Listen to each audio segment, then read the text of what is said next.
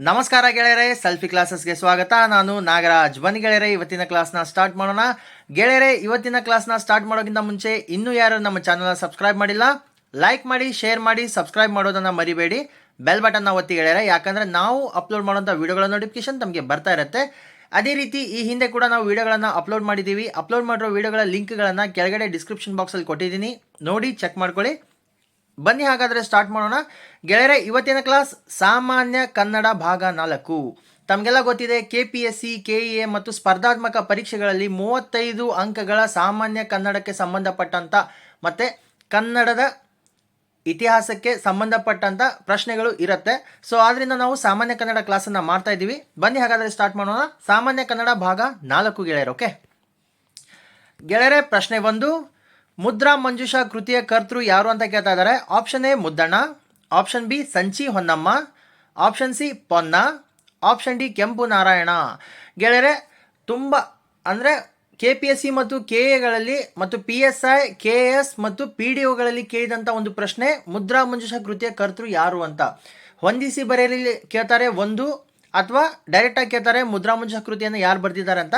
So ನೋಡೋಣ ಬನ್ನಿ ಗೆಳೆಯರೆ. ಪ್ರಶ್ನೆ 1ರ ಸರಿಯಾದ ಉತ್ತರ ಆಪ್ಷನ್ ಡಿ ಕೆಂಪು ನಾರಾಯಣ. ಮುದ್ರಾ ಮಂಜುಷಾವನ್ನು ಬರೆದವರು ಕೆಂಪು ನಾರಾಯಣ. ಮುದ್ರಾ ಮಂಜುಷಾ ಕೆಂಪು ನಾರಾಯಣನು ಬರೆದ ಕೃತಿ. ಇದು ನಡುಗನ್ನಡದಲ್ಲಿದೆ. ಮುದ್ರಾ ರಾಕ್ಷಸ, ಮುದ್ರಾ ಮಂಜುಷಾ, ಚಂದ್ರಗುಪ್ತ ಚಾಣಕ್ಯ ಚರಿತ್ರೆ ಎಂದು ಬೇರೆ ಬೇರೆ ಹೆಸರುಗಳುಳ್ಳ ವಿಶಾಖದತ್ತ ರಚಿಸಿದ ಮುದ್ರಾ ರಾಕ್ಷಸ ಸಂಸ್ಕೃತ ನಾಟಕದ ಅನುವಾದವೇ ಈ ಗ್ರಂಥ. ಯಾವುದು? ಮುದ್ರಾ ಮಂಜುಷಾ. ಓಕೆ. ಪ್ರಶ್ನೆ 2, ಕೂರ್ಮೆ ಇದರ ಅರ್ಥ ಏನು ಅಂತ ಕೇಳ್ತಾ ಇದ್ದಾರೆ. ಆಪ್ಷನ್ ಎ ಆಸಕ್ತಿ, ಆಪ್ಷನ್ ಬಿ ಆಮೆ, ಆಪ್ಷನ್ ಸಿ ಪ್ರೀತಿ, ಆಪ್ಷನ್ ಡಿ ಹರಿತವಾದ.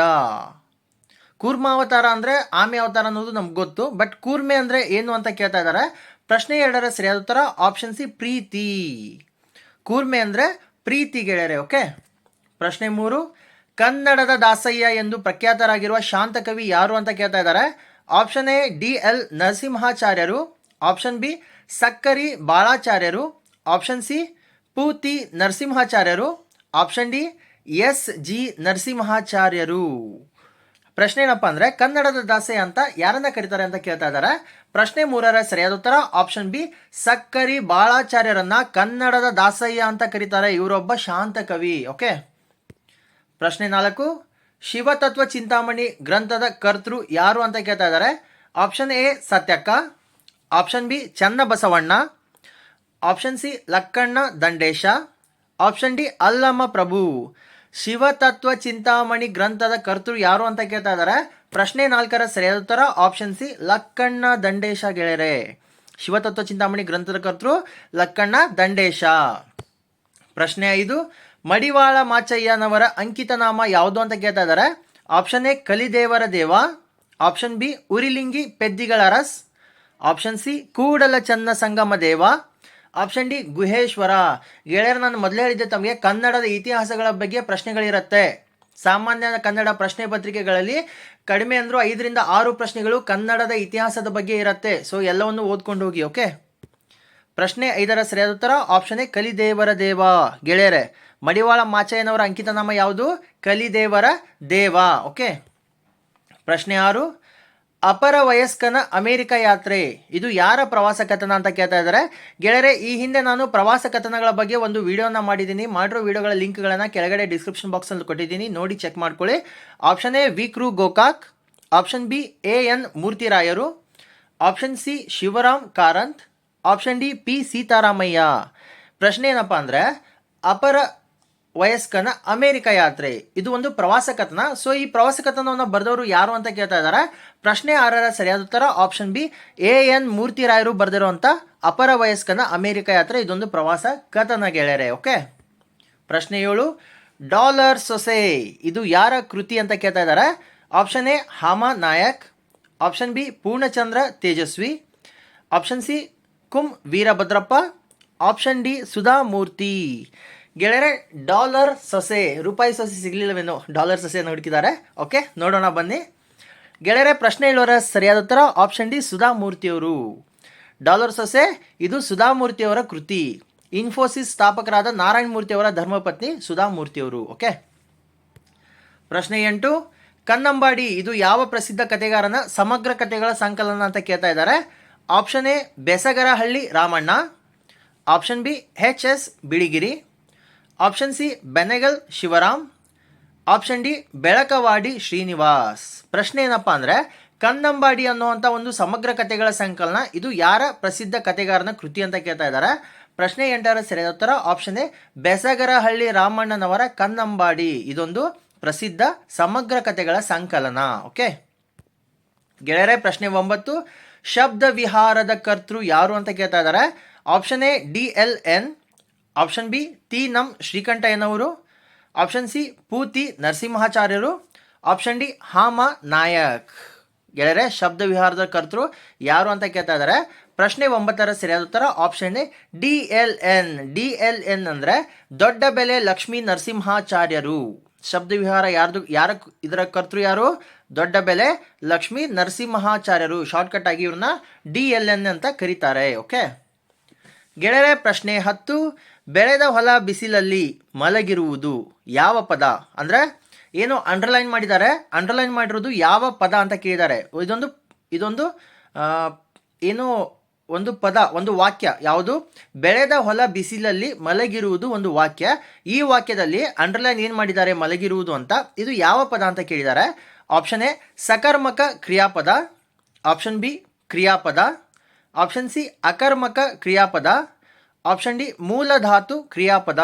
ಬೆಳೆದ ಹೊಲ ಬಿಸಿಲಲ್ಲಿ ಮಲಗಿರುವುದು, ಮಲಗಿದೆ, ಇದು ಯಾವ ಪದ ಅಂತ ಕೇಳಿದ್ದಾರೆ. ಪ್ರಶ್ನೆ 10ರ ಸರಿಯಾದ ಉತ್ತರ ಆಪ್ಷನ್ ಸಿ ಅಕರ್ಮಕ ಕ್ರಿಯಾಪದ. ಗೆಳೆಯರೆ, ಇದು ಮಲಗಿರುವುದೇನಿದೆ ಇದೊಂದು ಅಕರ್ಮಕ ಕ್ರಿಯಾಪದ. ವಾಕ್ಯದಲ್ಲಿ ಬಳಸಲಾಗುವ ಯಾವ ಧಾತು ಕರ್ಮಪದವನ್ನು ಅಪೇಕ್ಷಿಸುವುದಿಲ್ಲವೋ ಅದು ಅಕರ್ಮಕವೆನಿಸುತ್ತದೆ. ತಿಂದನು ಅನ್ನೋದರಲ್ಲಿ ತಿನ್ನು ಒಂದು ಧಾತು ಗೆಳೆಯರೆ. ತಿಂದನು ಅನ್ನೋದರಲ್ಲಿ ತಿನ್ನು ಅನ್ನೋದು ಒಂದು ಧಾತು. ಅದೇ ರೀತಿ ಇಲ್ಲಿ ಏನು ಹೇಳಿದ್ದಾರೆ, ವಾಕ್ಯದಲ್ಲಿ ಬಳಸಲಾಗುವ ಯಾವ ಧಾತು ಕರ್ಮ ಪದವನ್ನು ಅಪೇಕ್ಷಿಸುವುದಿಲ್ಲವೋ ಅದು ಅಕರ್ಮವೆನಿಸುತ್ತದೆ. ಇಲ್ಲಿ ಮಲಗಿರುವುದು ಕರ್ಮಪದ ಅಪೇಕ್ಷೆ ಪಡಲ್ಲ, ಅದರಿಂದ ಅಕರ್ಮಕ ಕ್ರಿಯಾಪದ ಇದು. ಓಕೆ ಗೆಳೆಯರೆ, ಪ್ರಶ್ನೆ 11 ಮೊಗ್ಗು ಅರಳಿ ಹೂವಾಗುವುದು ಇಲ್ಲಿನ ಕೃದಂತ ಪದ ಯಾವುದು ಅಂತ ಕೇಳಿದ್ದಾರೆ. ಆಪ್ಷನ್ ಎ ಮೊಗ್ಗು, ಆಪ್ಷನ್ ಬಿ ಹೂವು, ಆಪ್ಷನ್ ಸಿ ಅರಳಿ, ಆಪ್ಷನ್ ಡಿ ಆಗುವುದು. ಗೆಳೆಯರೆ, ಮೊಗ್ಗು ಅರಳಿ ಹೂವಾಗುವುದು ಇಲ್ಲಿನ ಕೃದಂತ ಪದ ಯಾವುದು ಅಂತ ಕೇಳಿದ್ದಾರೆ. ಪ್ರಶ್ನೆ 11ರ ಸರಿಯಾದ ಉತ್ತರ ಆಪ್ಷನ್ ಸಿ ಅರಳಿ. ಗೆಳೆಯರೆ, ಅರಳೋದು ಒಂದು ಕ್ರಿಯೆ ಗೆಳೆಯರೆ, ಅರಳುವುದು ಒಂದು ಕ್ರಿಯೆ, ಆದ್ದರಿಂದ ಇದು ಕೃದಂತ ಪದ. ಅರಳು ಏನು ಅರಳುತ್ತದೆ, ಅರಳುವುದು ಒಂದು ಕ್ರಿಯೆ, ಆದ್ದರಿಂದ ಇದು ಕೃದಂತ ಪದ ಗೆಳೆಯರು. ಓಕೆ ಪ್ರಶ್ನೆ 12 ಶ್ರೀಹರಿಚರಿತೆ ಆಧುನಿಕ ಮಹಾಕಾವ್ಯವನ್ನು ರಚಿಸಿದ ಕವಿ ಯಾರು ಅಂತ ಹೇಳ್ತಾ ಇದ್ದಾರೆ. ಆಪ್ಷನ್ ಎ UR ಅನಂತಮೂರ್ತಿಗಳು, option B KS Narasimhaswamy, option C ಪೂತಿ ನರಸಿಂಹಾಚಾರ್ಯರು, ಆಪ್ಷನ್ ಡಿ ಸಿದ್ದಯ್ಯ ಪುರಾಣಿಕ್. ಏನು ಕೇಳ್ತಾ ಇದ್ದಾರೆ ಪ್ರಶ್ನೆ, ಶ್ರೀಹರಿಚರಿತೆ ಅನ್ನುವಂಥ ಆಧುನಿಕ ಮಹಾಕಾವ್ಯವನ್ನು ರಚಿಸಿದ ಕವಿ ಯಾರು ಅಂತ ಕೇಳ್ತಾ ಇದ್ದಾರೆ. ಪ್ರಶ್ನೆ 12ರ ಸರಿಯಾದ ಉತ್ತರ ಆಪ್ಷನ್ ಸಿ ಪೂತಿ ನರಸಿಂಹಾಚಾರ್ಯರು. ಪೂತಿ ಅಂದರೆ ಪುರೋಹಿತ ತಿರುನಾರಾಯಣ ಅಯ್ಯಂಗಾರ್ ನರಸಿಂಹಾಚಾರ್ ಅಂತ. ಓಕೆ ಪ್ರಶ್ನೆ 13 ಮಣ್ಣಿನ ಎಂಬ ಪದದ ವಿಭಕ್ತಿ ಪ್ರತ್ಯಯ ಯಾವುದು ಅಂತ ಕೇಳ್ತಾ ಇದ್ದಾರೆ. ಆಪ್ಷನ್ ಎ ಸಂಬೋಧನ, ಆಪ್ಷನ್ ಬಿ ತೃತೀಯ, ಆಪ್ಷನ್ ಸಿ ಅಷ್ಟಮಿ, ಆಪ್ಷನ್ ಡಿ ಷಷ್ಠಿ. ಮಣ್ಣಿನ ಎಂಬ ಪದದ ವಿಭಕ್ತಿ ಪ್ರತ್ಯಯ ಯಾವುದು ಅಂತ ಕೇಳ್ತಾ ಇದ್ದಾರೆ. ಪ್ರಶ್ನೆ 13ರ ಸರಿಯಾದ ಉತ್ತರ ಆಪ್ಷನ್ ಡಿ ಷಷ್ಠಿ ವಿಭಕ್ತಿ ಪ್ರತ್ಯಯ. ಗೆಳೆಯರೆ, ಮಣ್ಣಿನ ಎಂಬ ಪದದ ವಿಭಕ್ತಿ ಪ್ರತ್ಯಯ ಯಾವುದು? ಷಷ್ಠಿ ವಿಭಕ್ತಿ ಪ್ರತ್ಯಯ. ಅ ಎಂಬ ಷಷ್ಠಿ ವಿಭಕ್ತಿ ಪ್ರತ್ಯಯವು ಪದದ ಕೊನೆಯಲ್ಲಿ ಸೇರಿದಾಗ ನ ಆಗುತ್ತದೆ. ಮಣ್ಣು ಪ್ಲಸ್ ಅನ್ನು, ಮಣ್ಣಿನ ಅ ಎಂಬ ಷಷ್ಠಿ ವಿಭಕ್ತಿ ಪ್ರತ್ಯಯ ಪದದ ಕೊನೆಯಲ್ಲಿ ಸೇರಿದಾಗ ಏನಾಗುತ್ತೆ? ನ ಅಂತ ಆಗುತ್ತೆ. ಅದಕ್ಕೆ ಇದು ಷಷ್ಠಿ ವಿಭಕ್ತಿ ಪ್ರತ್ಯಯ ಗೆಳೆಯರು. ಓಕೆ ಗೆಳೆಯರೆ, ಪ್ರಶ್ನೆ 14 ಆಗಮ ಸಂಧಿ, ಆದೇಶ ಸಂಧಿ, ಲೋಪ ಸಂಧಿ ಇವುಗಳು ಏನು ಅಂತ ಕೇಳ್ತಾ ಇದ್ದಾರೆ. ಆಪ್ಷನ್ ಎ ಸಂಸ್ಕೃತ ಸಂಧಿಗಳು, ಆಪ್ಷನ್ ಬಿ ಸಮ ಸಂಸ್ಕೃತ ಸಂಧಿ, ಆಪ್ಷನ್ ಸಿ ಕನ್ನಡ ಸಂಧಿಗಳು, ಆಪ್ಷನ್ ಡಿ ಸಂಸ್ಕೃತ ಕನ್ನಡ ಸಂಧಿಗಳು. ಆಗಮ ಸಂಧಿ, ಆದೇಶ ಸಂಧಿ, ಲೋಪ ಸಂಧಿ ಇವುಗಳು ಯಾವ ಕೆಳಗೆ ಕೊಟ್ಟಿರೋ ಆಪ್ಷನ್ಗಳು ಏನು ಅಂತ ಕೇಳ್ತಾ ಇದ್ದಾರೆ. ಗೆಳೆಯರೆ, ಪ್ರಶ್ನೆ 14ರ ಸರಿಯಾದ ಉತ್ತರ ಆಪ್ಷನ್ ಸಿ ಕನ್ನಡ ಸಂಧಿಗಳು. ಆಗಮ ಸಂಧಿ, ಆದೇಶ ಸಂಧಿ ಮತ್ತು ಲೋಪ ಸಂಧಿ ಇವು ಮೂರು ಕೂಡ ಕನ್ನಡ ಸಂಧಿಗಳು. ಸಂಸ್ಕೃತ ಸಂಧಿಗಳು ಯಾವ್ದ್ಯಾವ್ದು ಅಂದರೆ, ಸಂಸ್ಕೃತ ಸಂಧಿಗಳಲ್ಲಿ ಎರಡು ವಿಧ, ಒಂದು ಸ್ವರ ಸಂಧಿ, ಇನ್ನೊಂದು ವ್ಯಂಜನ ಸಂಧಿ. ಸ್ವರ ಸಂಧಿಗಳಲ್ಲಿ ಸುವರ್ಣ ದೀರ್ಘ ಸಂಧಿ, ಗುಣ ಸಂಧಿ, ವೃದ್ಧಿ ಸಂಧಿ ಮತ್ತು ಎಂಡ್ ಸಂಧಿ ಈ 4 ಸಂಧಿಗಳು ಸಂಸ್ಕೃತ ಸಂಧಿಯ ಸ್ವರ ಸಂಧಿಗಳಲ್ಲಿ ಬರುತ್ತೆ. ಅದೇ ರೀತಿ ಸಂಸ್ಕೃತ ಸಂಧಿಗಳ ಇನ್ನೊಂದು ವಿಭಾಗದಲ್ಲಿ ಅಂದರೆ ಇನ್ನೊಂದು ವ್ಯಂಜನ ಸಂಧಿಗಳಲ್ಲಿ 3 ಬರುತ್ತೆ. ಒಂದು ಜತ್ವ ಸಂಧಿ, ಚುತ್ವ ಸಂಧಿ, ಇನ್ನೊಂದು ಅನುನಾಸಿಕ ಸಂಧಿ. ಗೆಳೆಯರೆ, ಕನ್ನಡ ಸಂಧಿಗಳ ಒಟ್ಟು 3 ಸಂಧಿಗಳು ಯಾವ ರೀತಿ ಇದೆ, ಅದೇ ರೀತಿ ಸಂಸ್ಕೃತ ಸಂಧಿಗಳಲ್ಲಿ 7 ಸಂಧಿಗಳಿವೆ. ಓಕೆ, ವ್ಯಂಜನ ಸಂಧಿಗಳಲ್ಲಿ 3, ಸ್ವರ ಸಂಧಿಗಳಲ್ಲಿ 4. ಓಕೆ, ಅದೇ ರೀತಿ ಕನ್ನಡದ ಸಂಧಿಗಳಲ್ಲಿ 2 ರೀತಿ, ಒಂದು ವ್ಯಂಜನ ಸಂಧಿಗಳಲ್ಲಿ ಆದೇಶ ಸಂಧಿ ಬರುತ್ತೆ. ಓಕೆ ಗೆಳೆಯರೆ, ಪ್ರಶ್ನೆ 15, ಕಂದ ಪದ್ಯದಲ್ಲಿ ಎಷ್ಟು ಪಾದಗಳಿವೆ? ಕಂದ ಪದ್ಯ ಅಂತ ಬರುತ್ತೆ. ಸೊ ಆ ಕಂದ ಪದ್ಯಗಳಲ್ಲಿ ಎಷ್ಟು ಪಾದಗಳಿವೆ ಅಂತ ಕೇಳ್ತಾ ಇದ್ದಾರೆ. Option A 8, option B 4, option C 6, option D 5. ಗೆಳೆಯರೆ, ಕಂದ ಪದ್ಯದಲ್ಲಿ ಎಷ್ಟು ಪಾದಗಳಿವೆ ಅಂತ ಸಡನ್ಲಿ ಕೇಳಿದಾಗ ಕಂದ ಪದ್ಯ ಯಾವ ರೀತಿ ಇರುತ್ತೆ ಅಂತ ತಾವು ನೆನಪು ಮಾಡ್ಕೋತೀರಾ.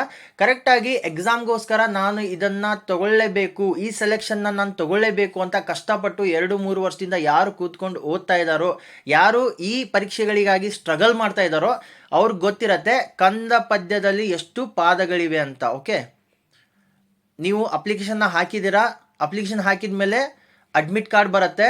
ಅಡ್ಮಿಟ್ ಕಾರ್ಡ್ ಬಂದ ಮೇಲೆ ಅಥವಾ ಹಾಲ್ ಟಿಕೆಟ್ ಬಂದ ಮೇಲೆ ನೀವು ಯಾರು ಓದಕ್ಕೆ ಸ್ಟಾರ್ಟ್ ಮಾಡಿದ್ದೀರಾ ಅವರು ಸೆಲೆಕ್ಷನ್ ತೊಗೊಳಕ್ಕೆ ಸಾಧ್ಯನೇ ಇಲ್ಲ. ಯಾರು ನಿಜವಾಗ್ಲೂ ಸ್ಟ್ರಗಲ್ ಮಾಡಿದ್ದೀರಾ, ಯಾರು ನಿಜವಾಗ್ಲೂ ಕಷ್ಟಪಟ್ಟಿದ್ದೀರಾ ಅವ್ರಿಗೆ ಸೆಲೆಕ್ಷನ್ ಸಿಗುತ್ತೆ. ಸೊ ಕಂದ ಪದ್ಯದಲ್ಲಿ ಎಷ್ಟು ಪಾದಗಳು? ಈಸಿ ಆದಂಥ ಉತ್ತರ ಇದು. Option A 8, option B 4, option C 6, option D 5. ಗೆಳೆಯರೆ, ಕಂದ ಪದ್ಯದಲ್ಲಿ ಯಾವತ್ತು 4 ಪಾದಗಳಿರುತ್ತೆ.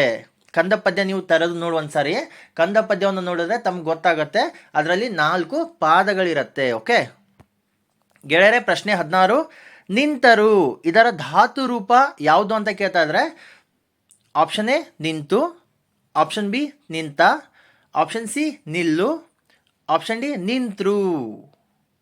ನಿಂತರು ಇದರ ಧಾತು ರೂಪ ಯಾವುದು? ಧಾತು ಅಂದರೆ ಮೂಲ ರೂಪ ಯಾವುದು ಅಂತ ಕೇಳ್ತಾ ಇದ್ದಾರೆ. ಪ್ರಶ್ನೆ 16ರ ಸರಿಯಾದ ಉತ್ತರ ಆಪ್ಷನ್ ಸಿ ನಿಲ್ಲು. ಗೆಳೆಯರೆ, ನಿಂತರು ಇದರ ಧಾತು ರೂಪ ನಿಲ್ಲು. ಓಕೆ, ಪ್ರಶ್ನೆ 17, ತಿಂದರು ಇದರ ಧಾತು ರೂಪ ಯಾವುದು ಅಂತ ಕೇಳ್ತಾ ಇದ್ದಾರೆ. ಆಪ್ಷನ್ ಎ ತಿಂದ, ಆಪ್ಷನ್ ಬಿ ತಿಂದರು, ಆಪ್ಷನ್ ಸಿ ತಿನ್ನು, ಆಪ್ಷನ್ ಡಿ ತಿನ್ನ. ತಿಂದರು ಇದರ ಧಾತು ರೂಪ ಯಾವುದು ಅಂತ ಕೇಳ್ತಾ ಇದ್ದಾರೆ. ಪ್ರಶ್ನೆ 17ರ ಸರಿಯಾದ ಉತ್ತರ ಆಪ್ಷನ್ ಸಿ ತಿನ್ನು ಅನ್ನುವುದು ತಿಂದರು ಅನ್ನುವಂಥ ಧಾತು ರೂಪ. ತಿಂದರು ಅನ್ನುವಂಥ ಒಂದು ಪದದ ಧಾತು ರೂಪ ಯಾವುದು? ತಿನ್ನು. ಓಕೆ, ಪ್ರಶ್ನೆ 18, ಹೋಗು ಧಾತುವಿನ ಭೂತಕಾಲದ ಕ್ರಿಯಾಪದ ಕೇಳ್ತಾ ಇದ್ದಾರೆ. ಭೂತ, ಭವಿಷ್ಯ, ವರ್ತಮಾನ. ಗೆಳೆಯರೆ, ಓಕೆ, ಹೋಗು ಧಾತುವಿನ ಭೂತಕಾಲದ ಕ್ರಿಯಾಪದ ಯಾವುದು ಕೇಳ್ತಾ ಇದ್ದಾರೆ. ಮೊದಲು ಭೂತಕಾಲ, ಆಮೇಲೆ ವರ್ತಮಾನ ಕಾಲ, ಆಮೇಲೆ ಭವಿಷ್ಯತ್ ಕಾಲ. ಒಂದು ಮುಗಿದು ಹೋಗಿರುವುದು, ಈಗ ನಡೀತಾ ಇರೋದು, ಮುಂದೆ ನಡೆಯೋದು. ಓಕೆ, ಆಪ್ಷನ್ ಎ ಹೋಗುವನು, ಆಪ್ಷನ್ ಬಿ ಹೋಗುತ್ತಾನೆ, ಆಪ್ಷನ್ ಸಿ ಹೋಗಿದ್ದನು, ಆಪ್ಷನ್ ಡಿ ಹೋಗನು. ಓಕೆ, ಏನು ಕೇಳ್ತಾ ಇದ್ದಾರೆ? ಹೋಗು ಧಾತುವಿನ ಭೂತಕಾಲದ ಕ್ರಿಯಾಪದ ಯಾವುದು ಅಂತ ಕೇಳ್ತಾ ಇದ್ದಾರೆ. ಪ್ರಶ್ನೆ 18ರ ಸರಿಯಾದ ಉತ್ತರ ಆಪ್ಷನ್ ಸಿ ಹೋಗಿದ್ದನು.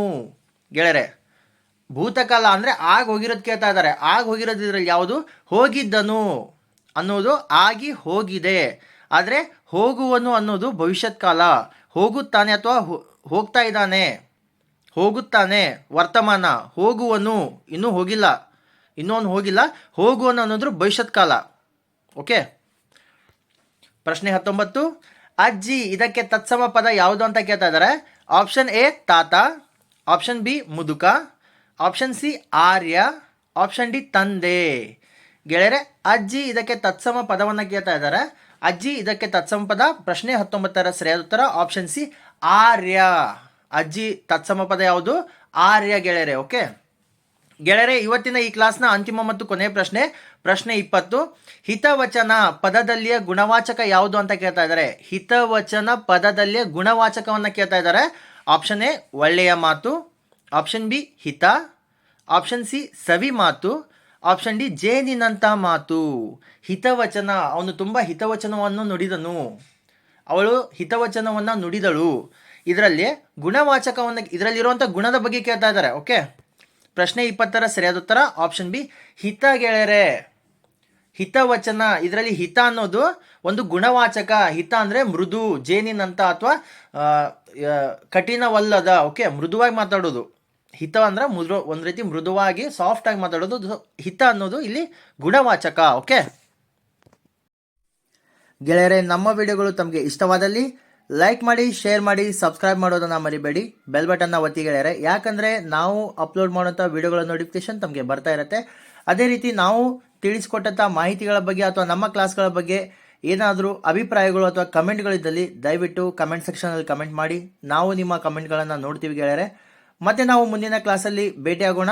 ಧನ್ಯವಾದಗಳು ಗೆಳೆಯರೆ.